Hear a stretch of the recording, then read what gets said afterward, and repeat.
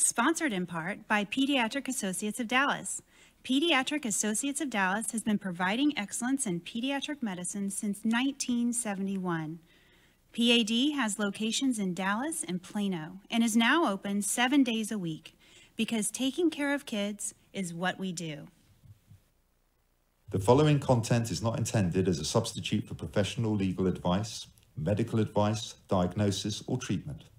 Always seek the advice of your attorney, advocate, physician, or other qualified health provider with any questions you may have regarding any medical or educational concerns.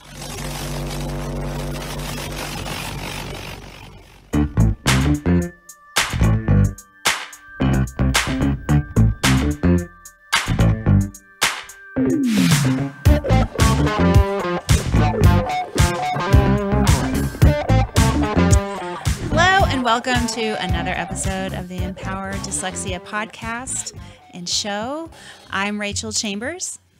And I'm Stephen Yearout. Yeah, and we're here to help you be a better informed partner in education.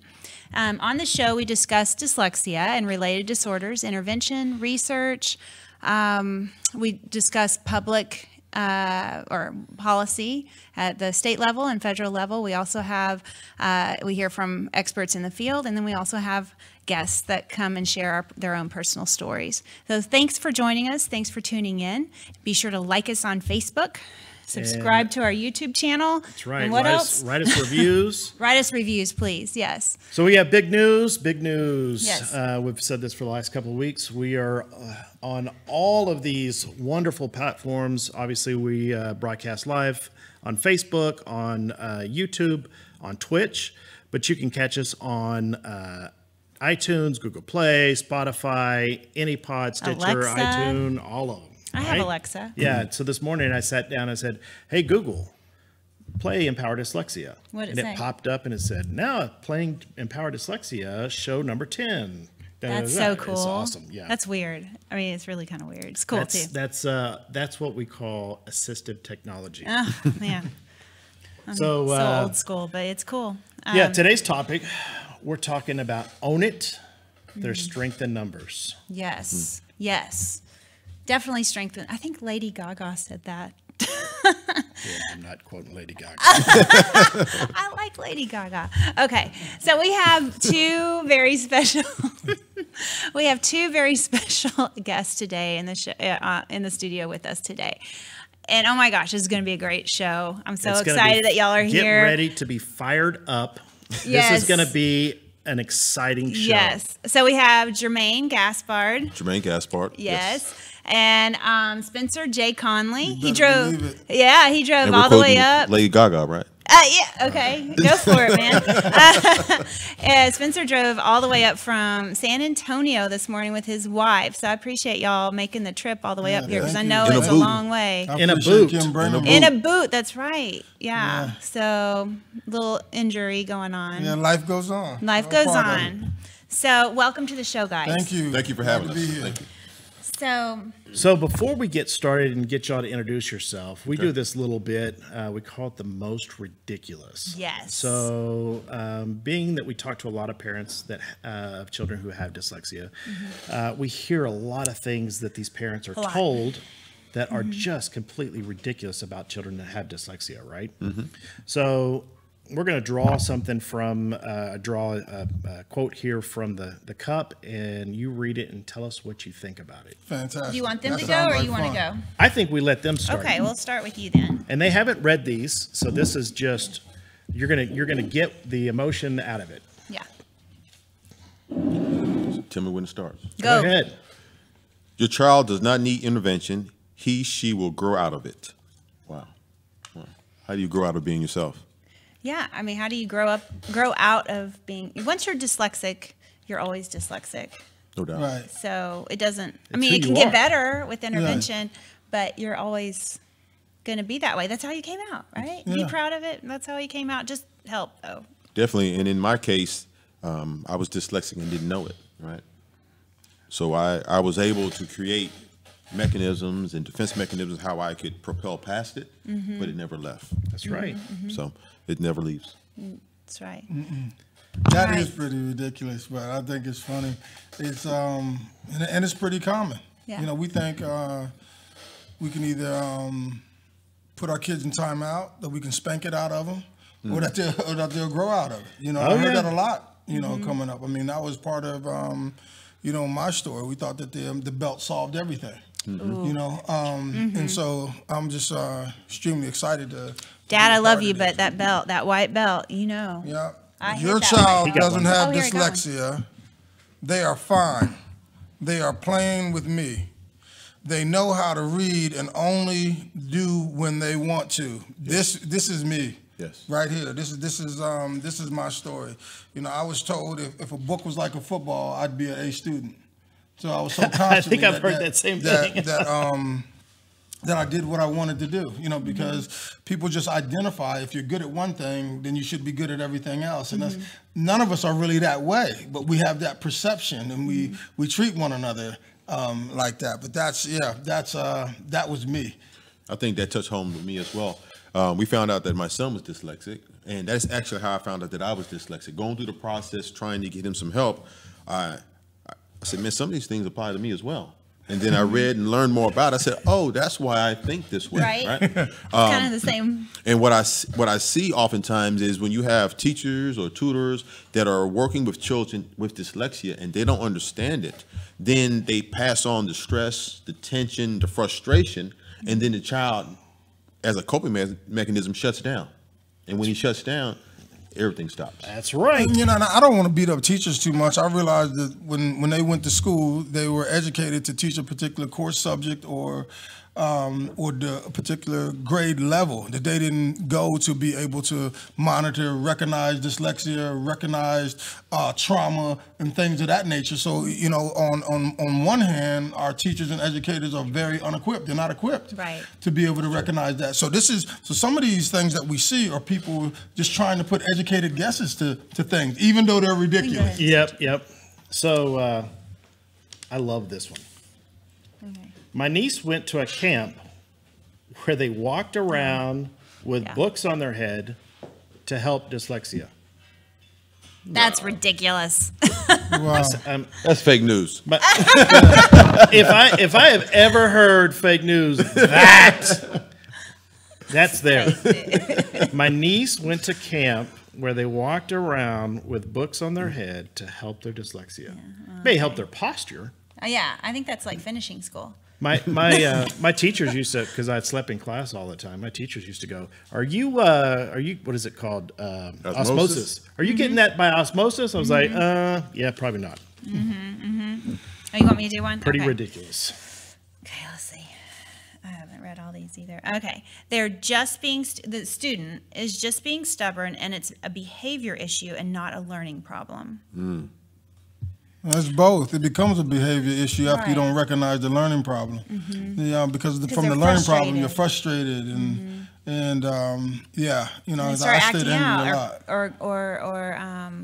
Or closing in, you know, or shutting themselves off, or like beating kids up, or just being acting unruly, hiding under desks, you know. Last night when I was at the Garland parent event, I was talking to some parents, and that was one of the things that I was talking to them about. I said, when the child already believes that they can't, they're too stupid, they're not going to do it, I said the only next thing to do is act out. They're going to be throwing the pencil, making a clown, talking when they shouldn't be, and then what happens? Crying real easily. They get labeled that problem child, that behavior.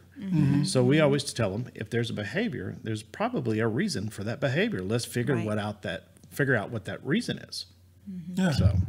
So should we introduce our guest? Absolutely. Okay. Well, Spencer, tell us a little bit about yourself. I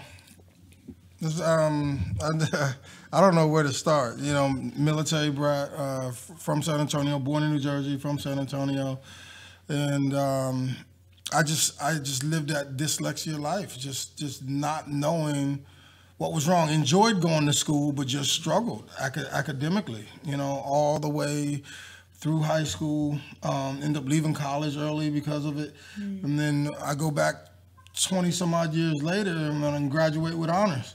You know, it took me that long to build a vocabulary, to memorize a vocabulary to where I could retain information from reading. And so if anyone's talking or if I'm watching something, my attention, I'm locked in. But if I had to read, I was easily distracted because I didn't know enough words to be able to pull information out of reading. So I just learned other ways to cope and just really listened and spelled words the way they sounded to me and just got away. It wasn't until I wrote my book at 40-something years old that I really start to learn how to properly use grammar.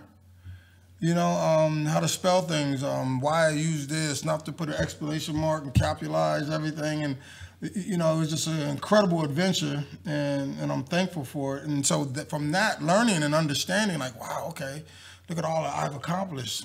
You know, I've just been excited about meeting more people like that and encouraging them and letting them know that they can be successful. When did you first start realizing that you were dyslexic or you weren't learning like everybody else? Probably in third grade, early. Not that it was dyslexic, it was already just that there was a learning disability. There was a gap. So, and it was never just titled. So once you're special ed, then you're special ed. And once it's a learning disability, is that. Understanding that the disability is dyslexia, you know what I mean? That didn't come until like way later. You know, just understanding that that's what it is, why I see things different, and I could look at something. I always thought it was because I was rushing.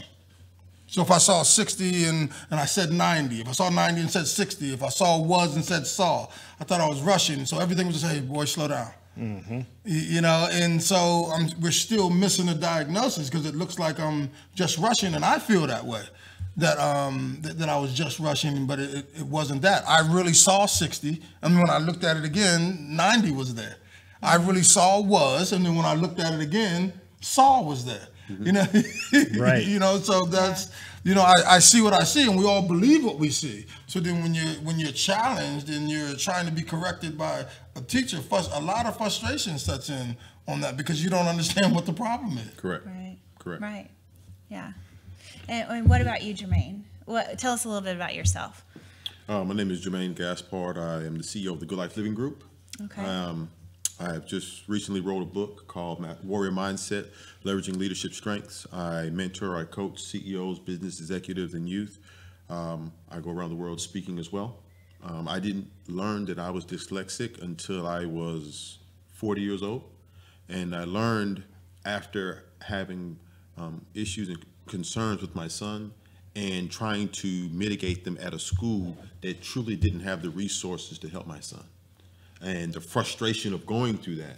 Like, man, no, we know something is out of play here, but he's very intelligent. So what's going on here, right? And to speak, and again, to that frustration, what we understand is, as human beings, whether we're children or adults, we operate on two primary levels, right? We want, in order to recreate, in order to protect ourselves, right? So everything we do comes back to our perception of that.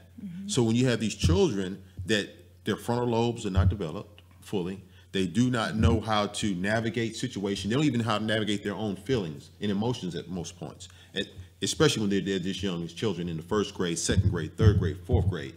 And then they have their trust instilled into a teacher or an educator that's before them, and that person is frustrated with them and telling them that they are not enough.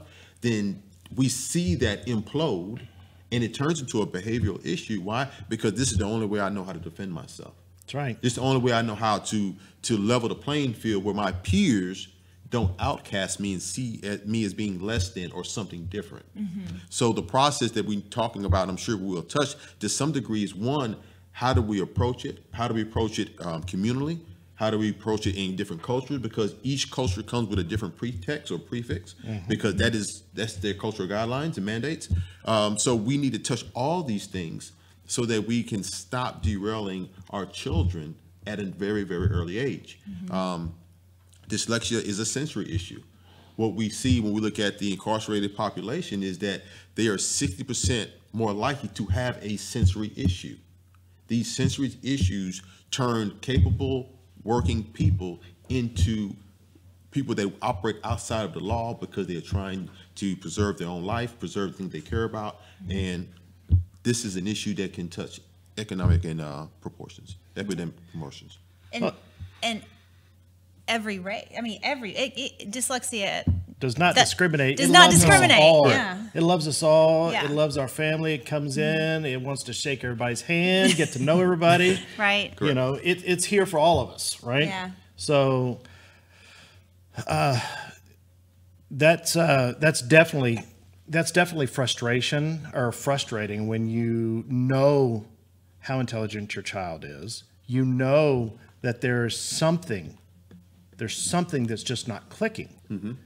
And then you have school administration tell you, oh, no, we're not seeing that. We're not seeing that. We're not going to do anything.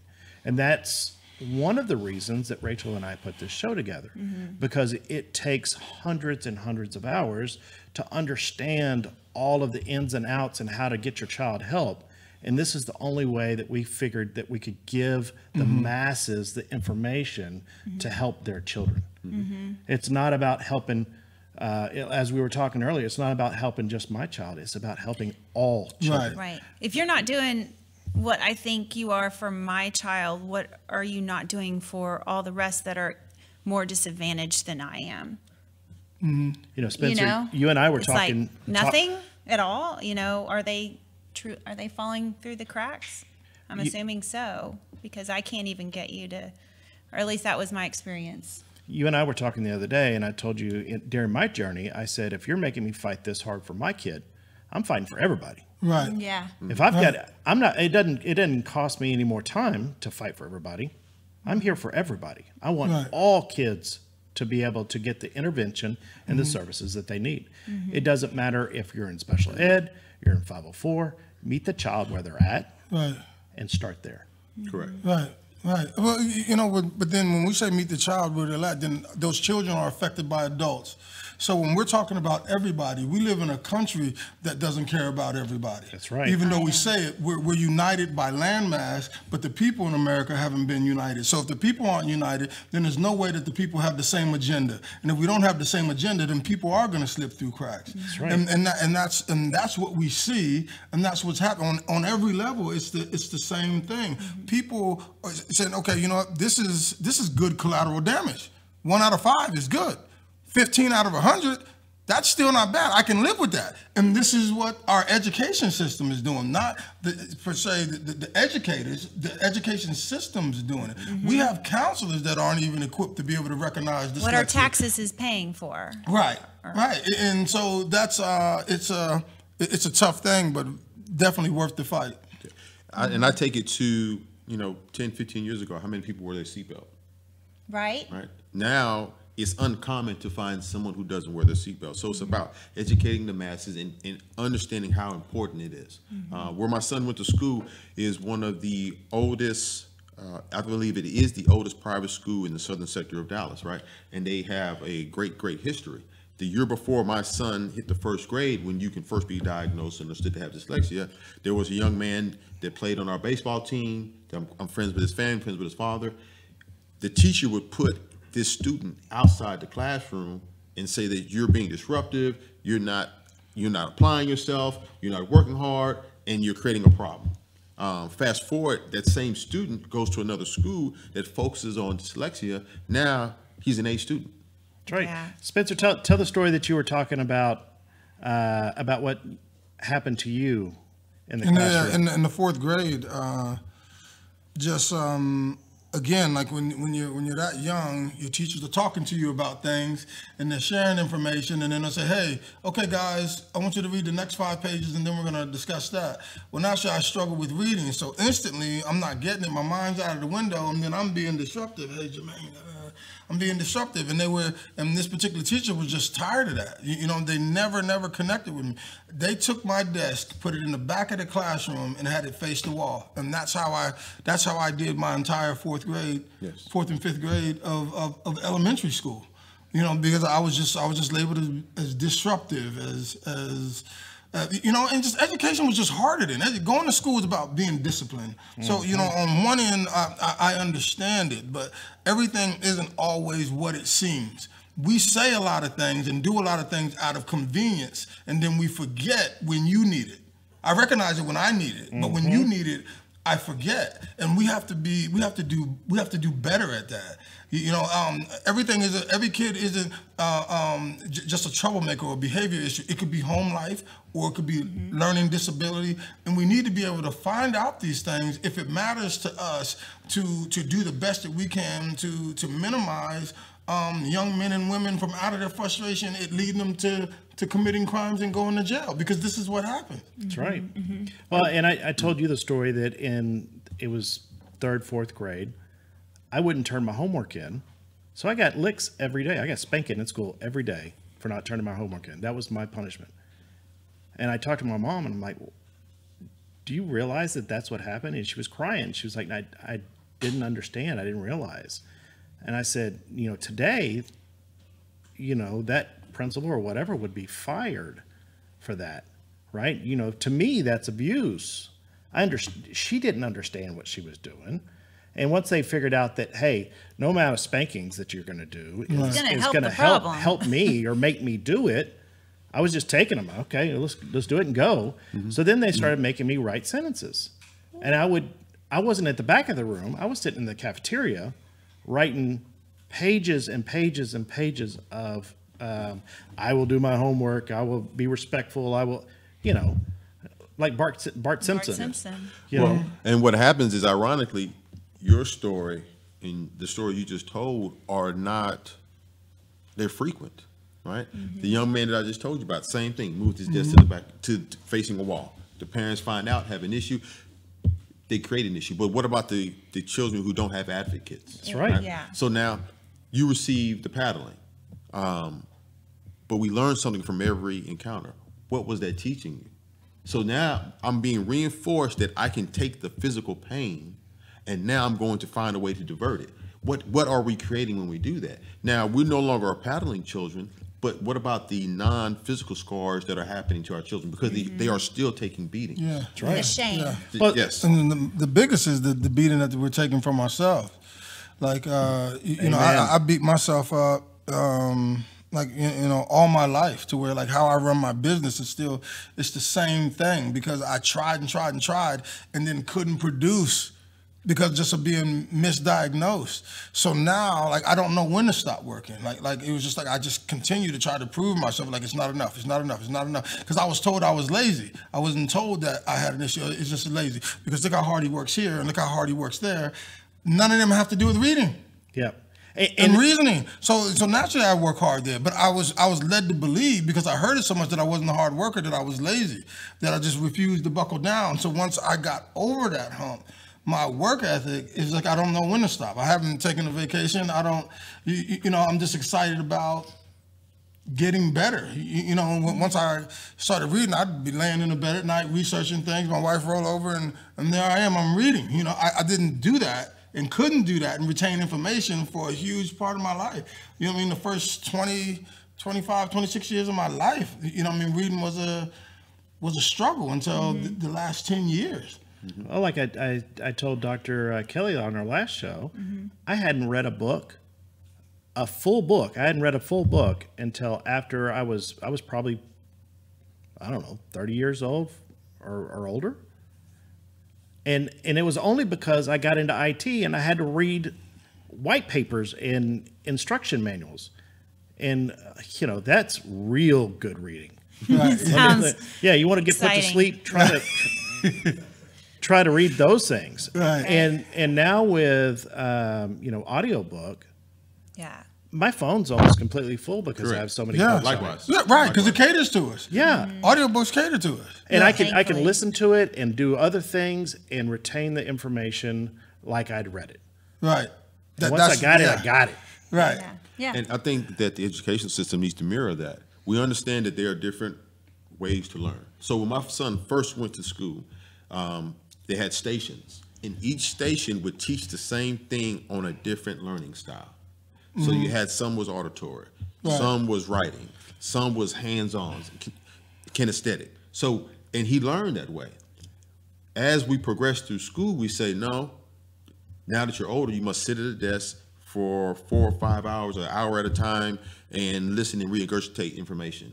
We need to go back to the process of teaching the same thing in different ways for different learning styles. Because now the issue is, once you're documented as being dyslexic, I'm going to take you out of class for 1 hour out of a week, or 2 hours out of a week. I stayed out of class the whole time. Is that truly enough? You know what I mean? But we're going to put you with a speech therapist or someone that is focused on dyslexia for this time period. Is that truly enough? And then when you look at it, you have one person for an entire school. How could one person, if we're truly 1 out of 5, so 1 out of 5 students in this school have dyslexia, I have to provide 1 hour of training a week for each student. How much progress can be made? And really, they should be getting it like 4 or 5 times a week. Correct. Right. Not 5 once. times a week for 45 minutes to an hour session is what it's supposed to be. Correct. And we're Right. going to have someone on the show, in a couple of weeks, next week, soon, that's going to talk all about giving the instruction with fidelity. But it goes back to the Yeah. seatbelt concept. 10 years ago, no one else wore a seatbelt. So there can be a migration where instead of the children going out, bring the teachers in that are qualified. Yes. Well, and that's And you know, before we do that, before my kids leave the house, before I left my house, I saw my parents first. That's the first charge. Raise your children.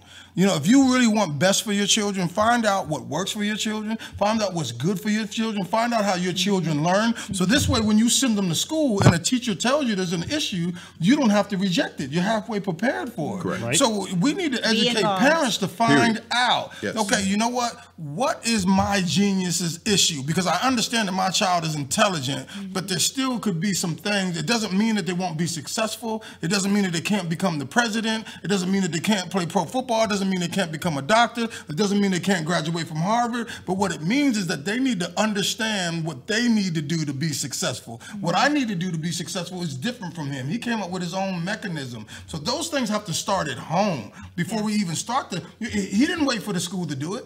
Germaine went and sought help for his son. Right. right. Right. And that's the biggest deal. So parents have to get out of denial. That's the first thing, and really want to do something. So there's not enough of them doing that. We have more parents staying in denial, running into the issues that you ran into, to where they're saying there's nothing wrong with my kid. I don't want my son in that school because the teachers keep saying there's something wrong with him.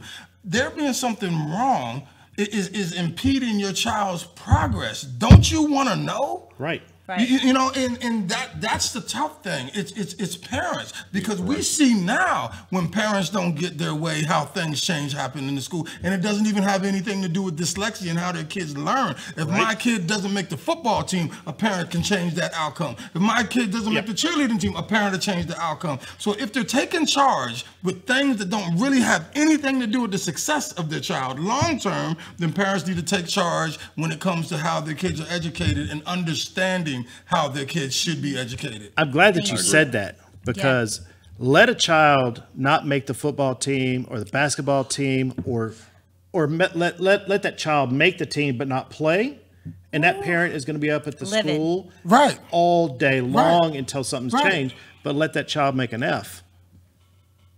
Yes. And it's crickets. Yes, and they fall into the school's understanding or acknowledgement of why it happened. But I like And what I think you it's said. that shame, though. Yes. It's that shame that, like, well, my kid made an F, but we'll just scoot it under the rug and pretend like it didn't happen and go on. And maybe next time he'll do better or she'll do better. You know? And is But it's this like, from no, mom and you dad, or need this to- from school? Which one? Is this from mom and dad? Yes. Sweeping under the Yeah, rug? yeah. Yeah. And so then you're like, getting oh, let's not twofold. tell anybody It's about getting, It's that. getting swept under school. It's getting swept under the rug at home. Right. And then it's getting swept under the rug at school. Now, if you have parents who aren't educated, okay, who aren't educated, and they are going and they're sitting face to face with an educated collegiate, whose word are they going to take? That's right. So if you tell me, and because it happened to my parents, if you tell me, because you're the educator, you're the expert. You're the If you expert. tell It me happened that to it's me. because my son's lazy, then that's what it is. Correct. And that's what we're going to treat, and that's default what we're to going school to, and that's what we're going to 100%. respond And to. I trusted them. I have my master's, and I trusted them. Oh, well, you're the experts in this field. I'm not an Right. educator. But my master's is in early education, not identifying dyslexia. Correct. So this is why I refuse to beat up the education system, because they're not even properly equipped. There's no way you can tell me if Germaine spilled his water by you that you can't look over that spilled water. because you recognize it. So if an educator was taught to be able to recognize dyslexia, then it would be a lot more people getting help. Correct. I really believe the number is too low when it comes to dyslexia for the American education system to decide to invest the money in it. That is good collateral damage. The money. Correct. So one of the things that you touched on was the teachers don't have the skills or the resources to identify. Now, with that being said, there is a huge push that all teachers must go through dyslexia training, understanding what it is. And there's a lot of teachers. But what is it? I have a cousin, his name is Billy Atkins. He's a Vietnam vet. And you know what he told me? And he's a Marine. And you know how we feel about the American Marines. He said, Spencer, in the Marines, they taught me just enough to get my butt whipped. So if it depends on what they're teaching and how much of that you're getting. If I'm just giving you enough to say to cover this, it still might not be enough to recognize it in everybody. And so that that's what it was before. Thing. That's what it was before. They knew at least what the word was. They didn't know what it was or the red flags or the symptoms or anything like that.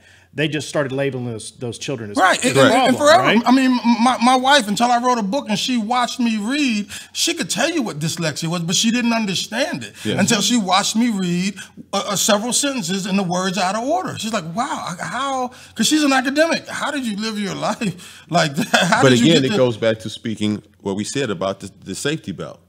When we didn't know how much carnage and death was caused by not wearing a safety belt, we didn't wear it. The awareness based on situations like this, talk shows like this, creates the opportunity to embark that. Because oftentimes what happened is, like, again, you have a parent that speaks to a educator, and I'm coming to you because this is your subject matter expertise, even though your focus is not on identifying learning differences, but I have an expectation for you to know. And then when you tell me something about my child, then I say, well, that makes sense until it doesn't. All right. The next thing that we have to change, and what he spoke about, is the understanding of genius. Oftentimes we think genius is an IQ score or an SAT score, ACT score, but there how are well they read. Correct, but there are different versions of genius, right? You have people that are genius in cooking. And not read very They're well. a genius in the music industry. You have people that are genius in athletics. There are different forms of genius. So we look at these children as there is a form of genius in them, but we have to find their genius. When we have that, now the shame goes away because we understand that our child has something to offer. This just is a concern that we have to address. And then we get away from the idea of special education. It's just a learning difference. All children learn differently. All people learn differently. Germaine, the charge has to be taken to the parents, because I tell you, right now, there's a large percent, and especially in Dallas ISD, there's a lot of teachers that are teaching in a degree field that they didn't go to school for. Yes. So then, and there's a lot of teachers who never saw themselves in education. So now you have somebody that's going into education for work and not for passion. You're not going to be patient with a child. You're going to miss a whole lot of things. Right. And here's the deal. This is why I really don't want to beat up the education system. If you hire me to coach, do you expect me to be able to diagnose every time a child gets injured? You don't, because we have a training staff. We have a medical staff that does that. I was hired to coach. I'm a football expert. I was hired for primary education. I was hired to teach math in high school. I was hired to do this in junior high. I wasn't taught that. None of this about identifying dyslexia, identifying trauma. None of these things was I taught. I recognize them. Why? Because I had trauma in my own upbringing. Maybe your trauma is like mine.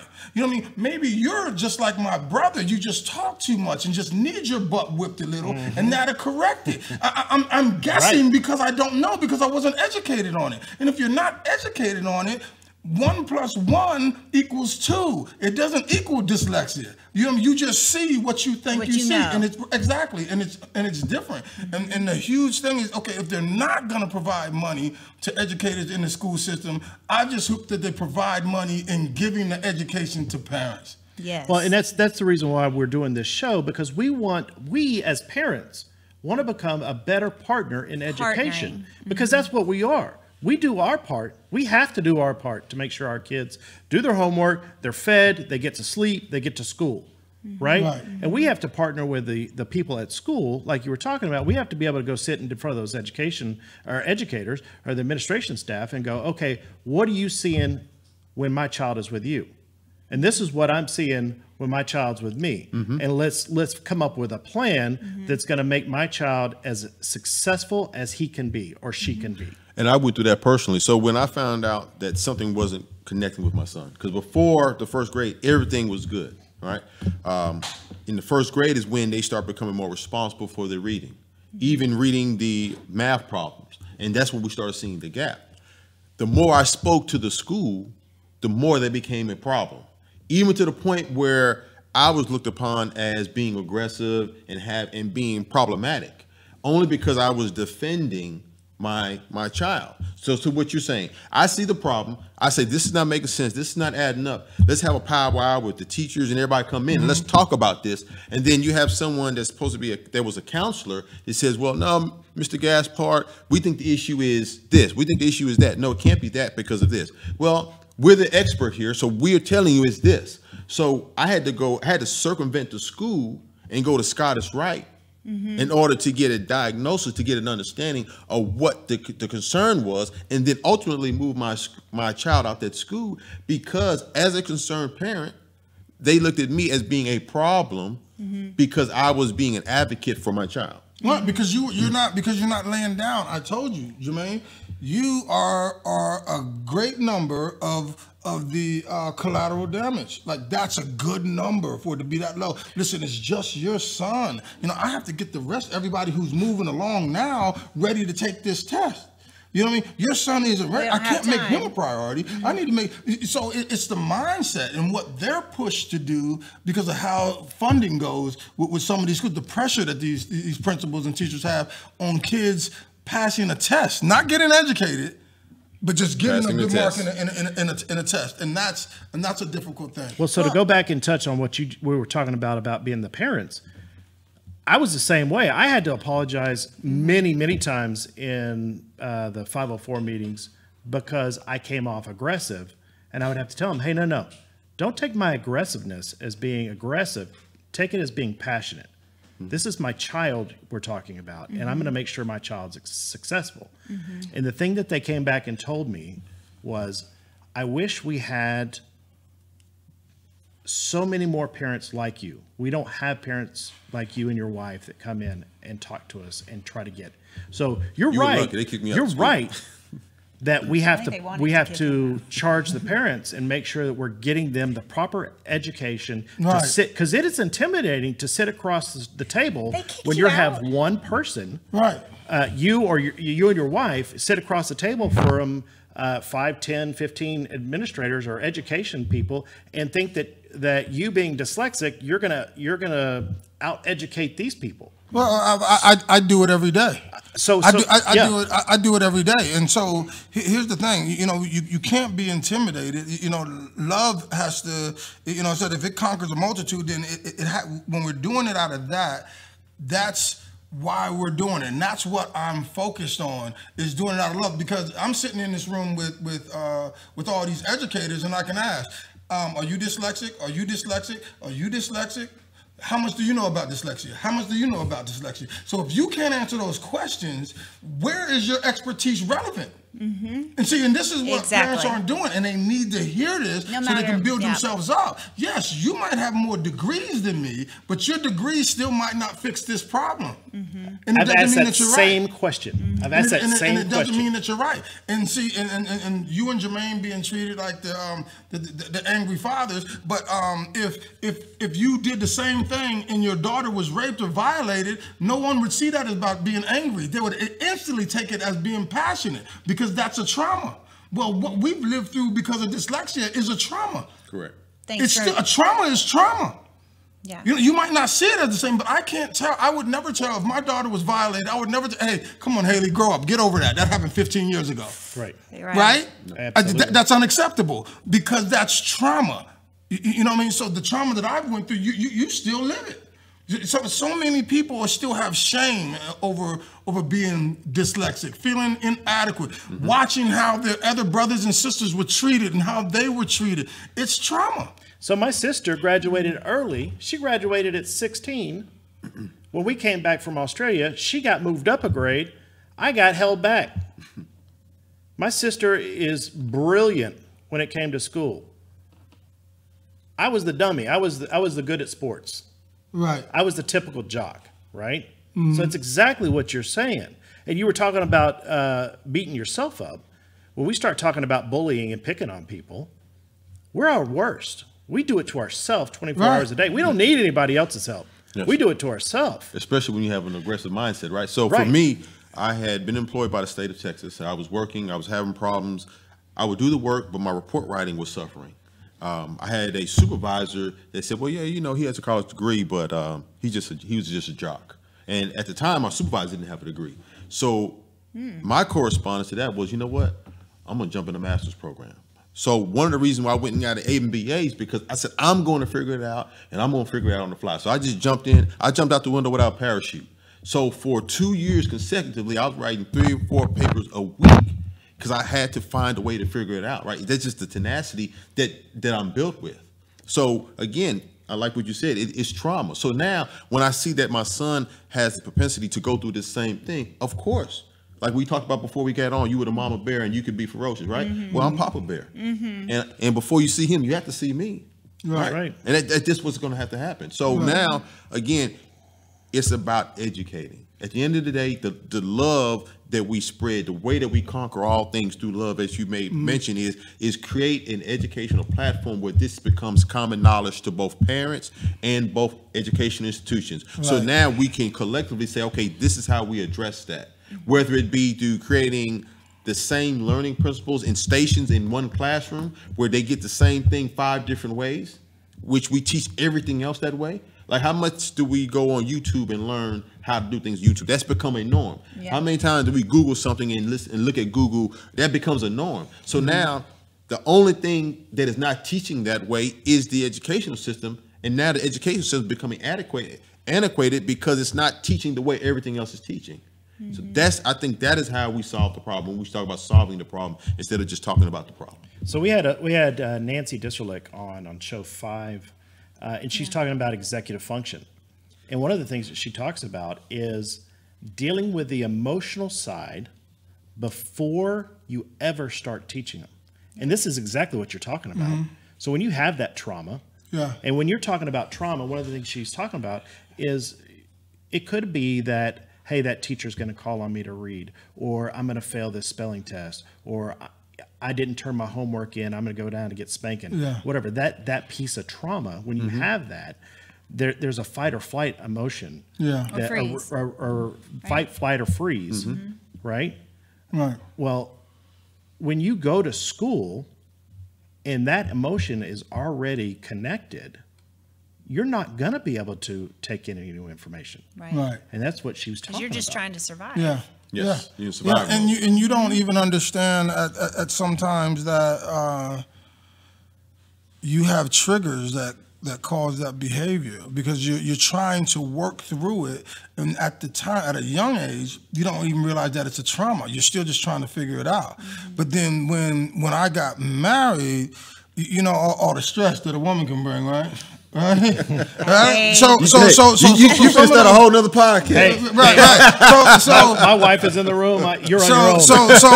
I'm gonna stand. You know, there were things that I didn't realize that were triggers just until I got married. Not that Kim deliberately did it, or because she didn't know, and I didn't realize that it was a trigger. But when we would talk, I would say something, and often it seemed like every time we had a conversation, she was saying, "Why didn't you say it like this? Why didn't you say it like that?" And I was just, you know, and so then when I thought about it, I was like, "Yo, from being young, I've always been sick of not being good enough."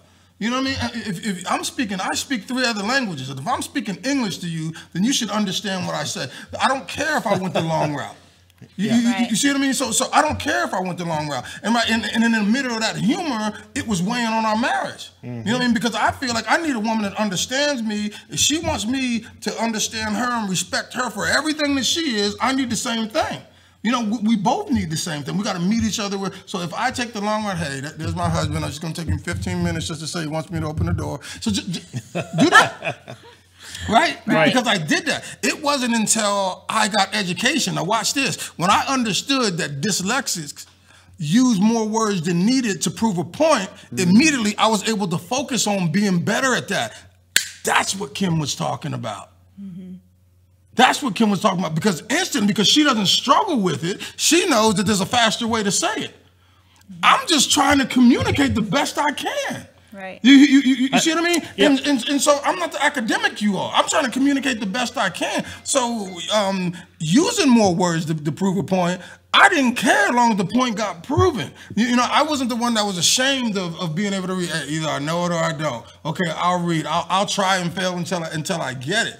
But not knowing, just being completely uneducated about dyslexia, so the more I knew, the more I could activate. The more then I was responsible for. you understand Yes, your ma'am. brain a little bit better, and then you're like, wait, okay, well, let me work on some stuff to make that improve myself a little bit. Yeah, right? yeah. And then Kelly, who's here, and it did. But you know, and we're open about that. You know what I mean? It can't be open about being married to somebody that struggles with that, and then probably having kids that struggle with that without being able to share. Because I'm not the first. There's other people's marriage who struggle because of the frustrations of a spouse being dyslexic and having triggers as well. So me and my wife being at the place to where we're comfortable enough to share that and be honest about it is going to help somebody. You know what I mean? Because those people, even though they're functioning, even though they have great jobs, they still have trauma in their life because of how they looked at themselves compared to their peers, how they looked at themselves compared to their other siblings. That was trauma. And yes, they may be educated. Yes, they may have, but under all that Maybelline and muscle and everything else, there's a fragile being. That's right. There's a fragile being. And more so than the education, the emotional need is needed to be met, because the better you feel about anything, the more you are willing to try. No doubt. I got a job with a company, and it was a very high-paying job. And during the time, what's it called when you go and the first day of work when you're meeting everybody or whatever, and they do like a intro to the company and all that type of stuff. They gave us all papers, and they're like, "All right, come on, everybody, stand up here in this circle, and everybody's gonna read this section or your section." Dude, I started panicking. I know how to read now, but I started panicking because of that emotion back in school. So I started counting the people. 1, 2, 3. What am I going to have to read? So I can start reading it over and over and over again. I wasn't paying attention to nobody in the room, what anybody was saying. I was trying to make sure that what I was going to come out of my mouth didn't make me look stupid. Mm-hmm. Right. So yeah, it doesn't matter if you're in the 3rd grade or you're at your job. Those emotions are still there, and they're very valid until you deal with them and get them put away. That trigger is always going to be there. I had a buddy, and successfully he served our country, and he's one of the top fitness experts in Southern California, out of San Diego. And me and him were talking about dyslexia, and he's dyslexic, and we were, and his wife was involved in the conversation, and he was talking about the things that he struggles with, even his marriage, and she thought that they were funny. And I could just really see him getting upset. And then he finally got up and walked away, went to the bathroom, and I told her, I said, "Do you understand that that's a trauma? Do you understand before you guys got married what he's been dealing with by himself? And now you're supposed to be a help, and you laughing at him is a hurt, you know, because he's already beat himself up enough about that." So even spouse, parents, if you're a parent and you're not a dyslexic, then you definitely don't have the slightest clue. Listening to it, my wife didn't have the slightest. She could tell you what it was, right? But it wasn't until she experienced me reading, watching me read. You know, watching me read. You know, I would take something out of my book and add something, and then if my editor forgot to take it out, I would recognize it, and I stayed frustrated. And so she was like, "What's the problem?" And then I started reading it. It shouldn't read that way. It should read this way. And then here it is. I'm taking 2 words from this line, 2 words from that line, back to this line. It all made sense, but it was wrong. I read it completely out of order. You know, and she's like, "Wow." You know, I saw the light go on with her. She was like, "Wow, like how you're 45, 44 years old. How did you live your whole life?" Like that. But speaking to that, also understanding that we made this point. You're 45 and I'm 41. we live our whole life finding a way to bridge the gap. Yes. Yeah. So that becomes the gift and the curve. So in business, we become successful because we think there is no box. We always there's a way to We connect got to figure it out somehow. somehow because we've been figuring things out from the gate. We're constantly in problem solving mode. Correct. Yes. Correct. Which becomes the gift and the curse. Which makes us good at problem solving. but in a relationship, sometimes we don't want you to solve that problem. How about you Yeah. Yeah. So and it grows in all aspects of our life. So now we're seeing that being dyslexic not only affects us in school and how we read, but it changes the kind of person that we become. Yeah. Through our understanding, through our vantage point, You because get we used see to- things differently. We see things in 3D. Yeah, what I you get say. used to doing Yeah. things the hard way. You get used to taking the long route. Like I tell Kim all the time, listen, don't worry about that. Like, and for her, that's a priority. Correct. But for me, because I've had so many issues, it's like, trust me, it feels like a priority now, but by the time we get to it, It's not gonna be just, nothing. just that is not, and just it's just for me going through it, whether it was rejection or trial and error over and over and over again, the things that the rest of the world really think are a priority, they aren't. It doesn't matter. When you need help, any intelligent person doesn't care whether you bring your SUV, a car, or an ambulance. I don't care. Just how get you me show there. up. Just get me there. Right? You know? So So let me ask you a question. So how many times growing up, or even now, were you writing? Because now it's a lot easier because we type in this auto text. But when you're physically writing and you say, "Well, I don't know how to spell that word, so I'm gonna erase that, and I'm gonna find another word that fits the situation." Right? There it is. So what Right. happens is you start expanding your it is, vocabulary Kim. and thought process Right. just by Using doing more words. Yes. Now I got to figure out a word that I can spell that. I was like, no, that ain't gonna work because I know that's not right. That don't even look right. But I'm gonna write this one down, right? Yeah. Yeah. I do. that or I married the smartest person I could find, and she's Me my spell check. Yeah, my husband. So you talked about dyslexics non-dyslexics not understanding what dyslexics go through, right? So if your school or your ISD doesn't do this, if they don't put on the dyslexia experience, ask for it. Go ask your ISD to provide or perform one of the dyslexia experiences because it's eye-opening. What they end up doing is they take these parents who aren't dyslexic and people that are, and they take them through these different stations, and they have teachers either speak really fast or keep people making a bunch of noise, so they simulate what it is to be dyslexic. And you see these parents coming out of there, some of them crying, some of them going, "I had no idea." Right? So that is something that I feel is, especially if you have a dyslexic in your life, and we know that 1 in 5 people are dyslexic. So you know somebody who's dyslexic. Yeah. That's something that you should go. And it's a lot too, because and again, if we want to move forward, a lot of the truth has to be aired out and decide, which part we troubleshoot with first. But a lot of parents flip it on their kids. Why didn't you say anything? You've known since the 6th grade. What do you mean? What was there for me to say? Well, they told you that there was something wrong. Now, once you knew that, it becomes the responsibility of the parent to find out what it is, because sometimes beating it out of them, taking the Xbox from them, doing all those things don't solve those problems. It's not going to fix dyslexia. So now, because you can't fix it, it's stubborn. It's not stubborn. Right. There's an Or issue, lazy. but that's the best thing that your education, being a master's and you to having a do. doctorate, will allow you to believe is that it's stubborn and it's a behavior and he's just being foolish when it's not. So even when our educators are educated, if they're not educated on the proper subject matter, they're gonna be unsuccessful. And it's just it's just what it is. It is. Sad Well, but so in true. conclusion, I mean, or not in conclusion, but we're gonna have to wrap it up here in just a minute. But what we've kind of decided, I think, with our conversation today is, for one, parents, be advocates and champions for your children. Come out not swinging, but just willing to work together with the school district and do your best to have that open communication and ask questions and go up there. Yeah, because if Talk to a somebody, parent make a moved their meeting, child, appointment. if a parent moved their child to play football, if a parent moved their child to play basketball, Preach on. do what Germaine did and move your child because they're dyslexic. Wilbur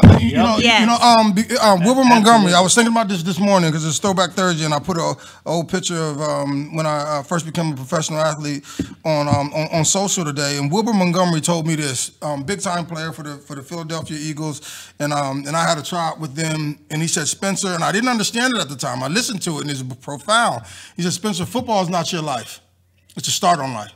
Now, it's the only thing that I'd ever been successful in at the time. The only thing that I didn't have an issue with at the time is the best part of my life was football. So I couldn't have football in. And so it was very difficult for me to have a life without football. And to be able to have somebody to tell me that, to get to the place to mature, to realize that I'm so much more than football, that there's a huge life outside of being dyslexic. And I would like to tell the parents out there, stop treating your kids like they're terminal.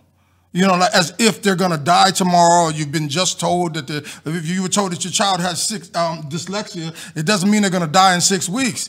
There's some of the best people, Whoopi Goldberg, Magic Johnson, Will Smith, Shaquille O'Neal. I can name a million. Tom Cruise, Albert who lived Einstein. great lives with dyslexia. But a lot of parents, you're not helping your child when you treat them like a victim. And when you treat them like they're terminal, when they can live a full life with dyslexia. People live a full life with diabetes. They live a full life with cancer. You live a full life with all kinds of trauma. And so you're not helping your child when parents stay in denial. That is a huge part of it. Mm-hmm.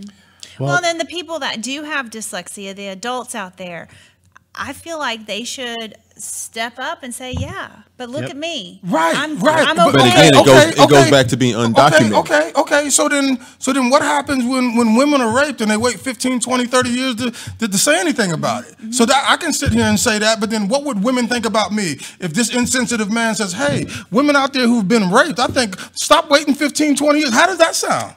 See, because it's still a trauma. Yep. Me too, buddy. You got to do it when you're right. It's still a trauma. So it's right. We'll get them there. Like some people, we got to drag with us. It just takes enough of the right people to stand up. But it goes back to being undocumented. It's at your time. Because oftentimes, especially 10, 15, 20 years ago, these things were undocumented. Right. But when we look at, and using the football analogy, there's 4 quarters in life, right? The first quarter is not knowing that I don't know. The second quarter of your life, you know that you don't know. The third quarter of your life, you know that you don't know. The last quarter, you know that you know. So as we go through life, in that first 2 quarters, you don't know. Right. And that first quarter of your life may be from 0 to 25. So for 25 years of your life, you don't know that you don't know. Mm-hmm. Right. And now that we're in this last quarter of this process, now we need to put it out there so that people like myself at 40 plus years old say, I had these issues, but these issues are not independent to me. Because I thought everyone looked like me. Yep. Right. I didn't think. Well, guys, I could sit here and talk about this for hours, but I want to really quickly give you the opportunity to talk plug about your book. books. Yeah. So just real quick, tell us about your book real quick. Oh, yes, Lead with LOVE, Lead with Love. Love is an acronym. I believe that anybody that's going to be in leadership or lead someone, we've seen it done every other way. Tyrant, iron fist, by position, age, my right, I've been here longer than the rest of you guys, so I should be the leader. But a lot of us don't do it with love. And I believe to be a good leader, so the L stands for listening. To be a good leader, you have to communicate well. You got to be a good listener. The O is for observation, and to be observant, to pay attention to those that you work with and that are around you and in your family. And the V is vision, to encourage vision, remind the people that you're with the vision of the company or the vision of the family, as well as encourage them in their own personal vision. And the E is double struck, is to be encouraging and to educate people on how to be successful and to feel good about themselves. Because I believe if you're encouraged, that you'll buy into wanting to be educated about something. If you're educated, it's a twofold. Both of them provide the opportunity to move forward. And so I've got a link on our website under the important links, so they can actually go there, click on the title of the book, and take them to Amazon. But I've seen that it's Amazon, iTunes, and Barnes and Noble. Barnes and Noble. So you can look there. So Spencer, you have a book coming out too in April, right? Yes, I do. I can't wait to read it. So let's throw up his warrior mindset. Warrior mindset. Yes. How to leverage your leadership strength. So whenever you want something, if you chase the components of that thing, instead of chasing the thing itself, you can have control of it. So if you want to become strong, you need to chase and understand the components of strength, which are balance, endurance, flexibility, and focus. So what we do is we break down these 4 components and then re-implement them in different places in our life. Understanding what it means to be balanced, understanding what endurance means, understanding what flexibility means and what focus means. They have the opportunity to leverage our leadership strengths. And that's coming out in April? April 1, you can pre-order on Amazon. Okay. June 1 will be done in Kindle. July, I'll have the paper books. I mean, look, guys. I mean, we have 2 dyslexics on our show that have written books. I mean, that's just... And I'm in the process of finishing mine. Good. Well, I don't have a book. That's awesome.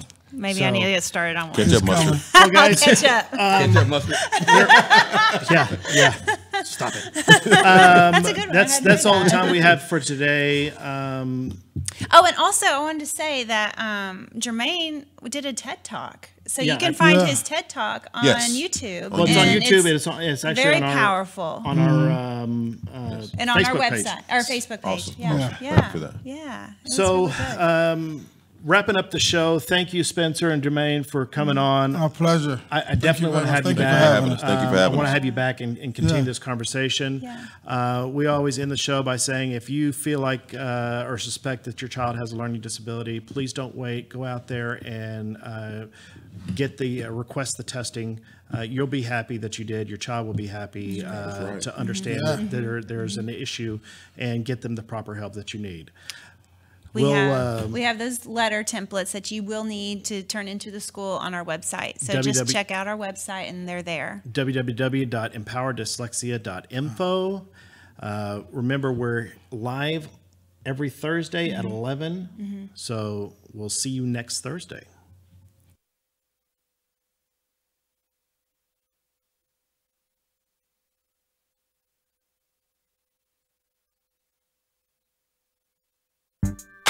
Thank